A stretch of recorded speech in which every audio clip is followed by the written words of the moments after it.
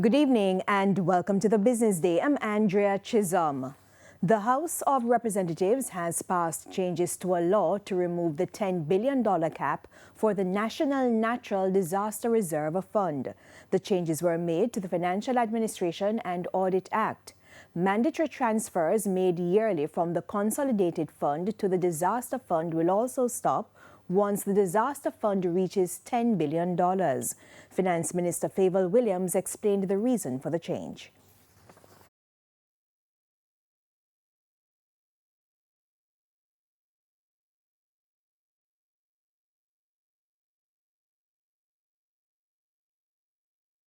That as a result of the passage of Hurricane Melissa on October 28, 2025, the disaster coverage for Jamaica was well in excess of $10 billion at approximately $115.7 billion, Mr. Speaker.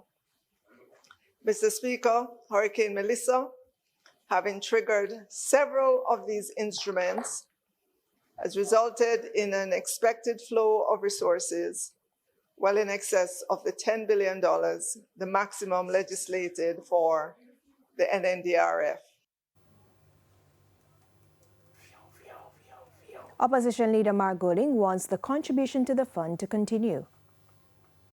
Speaking for myself, I think we should just delete the words in the bill that come after the word annually in paragraph A and continue to contribute $400 million a year to this fund on an ongoing basis, regardless of where the amount is. Because $10 billion, as we've seen, is totally inadequate to address the likely consequences of any serious national disaster. So it's not that we don't want the fund to be huge, but remember, when we sequester funds from the consolidated fund, it increases the fiscal pressure because you can't use those funds for anything else other than disaster. So it's a balancing act. And I think that where we are with the threshold that we have set, we have struck the right balance.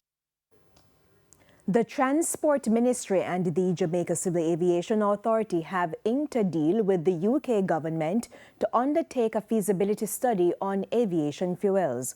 The technical study will determine if Jamaica can tap into the production and sale of aviation fuels locally and regionally. The partnership was launched this morning. Sustainable aviation fuels is a natural, environmentally friendly alternative to traditional jet fuel that is heralding our transition to a cleaner, greener, safer, and more prosperous and stable global environment. It can be made with renewable and waste-based materials such as used cooking oil, agricultural byproducts, and other sustainable feedstocks, and can importantly be used in today's aircraft and airport systems without modification.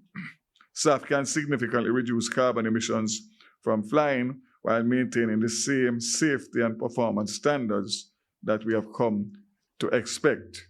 Exploration of cleaner aviation fuels forms part of Jamaica's long-term commitments to the global climate change fight. Front line of exposure to climate change realities, an exposure which was laid bare by the devastation wreaked by Hurricane Beryl in 2024 and even more starkly Hurricane Melissa in 2025. These events expose the fragility of our island and the critical infrastructure to the harsh effects of climate risk and reinforces our need to support global solutions. To the stock market now, the JSE index declined by 272 points today, while the junior market index advanced by 3 points. The winners were led by Proven Group Limited US dollar shares, Jamaica Public Service 7%, Caribbean Cream, MFS Capital Partners, and Salada Foods Jamaica. The losers include First Rock Real Estate Investments US dollar shares, MPC Caribbean Clean Energy US dollar shares, AMG Packaging and Paper Company, as well as Mayberry Jamaican Equities and Blue Power Group. 19 stocks traded firm.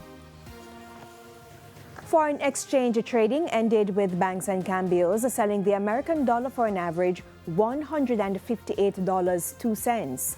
The Canadian dollar is being sold for $113.20. The pound is going for $213.82, while the euro is selling for an average $188.29. And that's it for the business day. I'm Andrea Chisholm. Good evening.